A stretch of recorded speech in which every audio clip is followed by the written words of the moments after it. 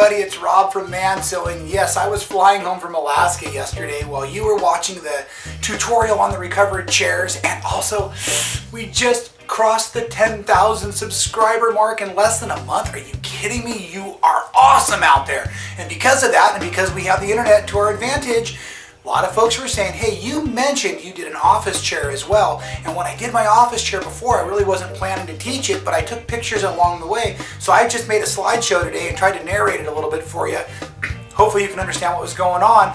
Anyways, let me get over and show you what I've done. Bye. First thing we're going to need to do is disassemble the office chair, starting by getting the base apart. You're going to have 4 large screws that hold the mounting hardware onto the bottom of the base of the seat, and then you're going to want to take off the plastic covering that covers over the wood, making it nice and tidy. Here you can see me removing the cover. Now what I'm going to go ahead and do is flip this base over and show you that I actually had a bunch of wear spots. Remember, I found this in a dumpster. So I'm going to start using some regular quilting padding, and I'm going to pack that back in, cutting small teardrop shapes.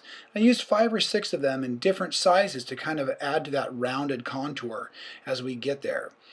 Each piece was kind of just stuck into place, and then I covered those small pieces with one larger piece that will help really round and soften out the corner.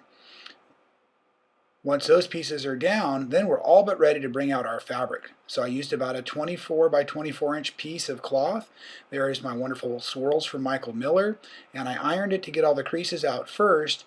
And just a quick reminder, you want to make sure you're using about a 1/4 inch staple, because you don't want to sit down on that seat and feel the staples coming through.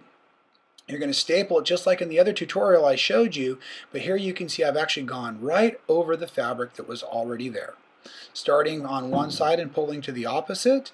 And then before I do the other 2 sides, I'm going to hand smooth it because of the contour of the chair. I'm going to make sure my staples are nice and close together, and I'm constantly pulling a little pressure as I work my way to the corners.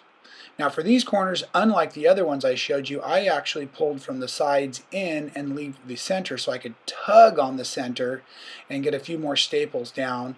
I guess both ways really work. You can see this turned out pretty clean. Now that the excess fabric needs to be removed with the scissors, so I can go ahead and re-adhere the plastic cover onto the bottom of the base. And that's going to take just the 4 screws coming back on here in a second.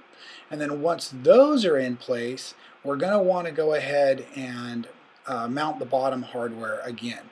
With mounting the bottom hardware, it's a good idea to line up all 4 screws first by hand, and then come back in with the drill and tighten them up. Remember, you have 4 of them to tighten up there.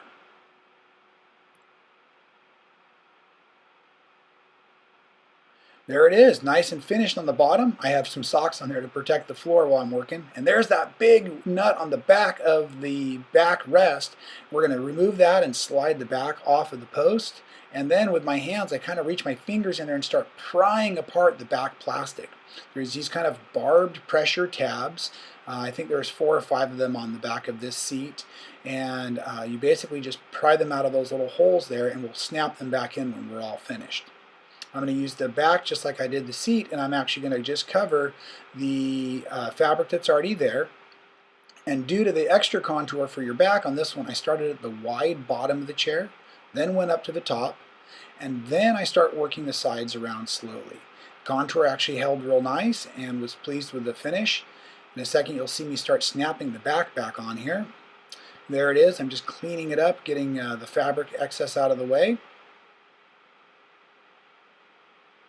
And now just with a good firm squeeze in the corners where those barbed pockets were, snap them right back in, and now the chair's really come to life. Last thing I wanted to do is the base of this chair was broken as well, and there was too much gap in this little area where the footrest goes. So I took some rubber about a 1/4 inch thick and cut a strip. I think it was about 1.5 inches, basically the same thickness we needed to fit down inside of the little holder there. And I cut that rubber, made it fit so that I could wrap it around the base of the seat post and then slide that footrest in. There's those socks again, trying to keep the wood floor from getting scratched up because the wheels that came were really rough on the bottom, and I wanted to replace them with new casters that were prepared for hardwood floor specifically. The casters are just going to pull off, and there's usually about 5 of them per chair. So you pull them off and simply replace with your new one. The new one, I kind of line up the peg. There's a little bit of a barb set up inside of there, and then just push it in nice and firm. Once you have all 5 of those, then your chair is complete. And I did 2 of them, and look how awesome they are together. Thanks for watching Man Sewing.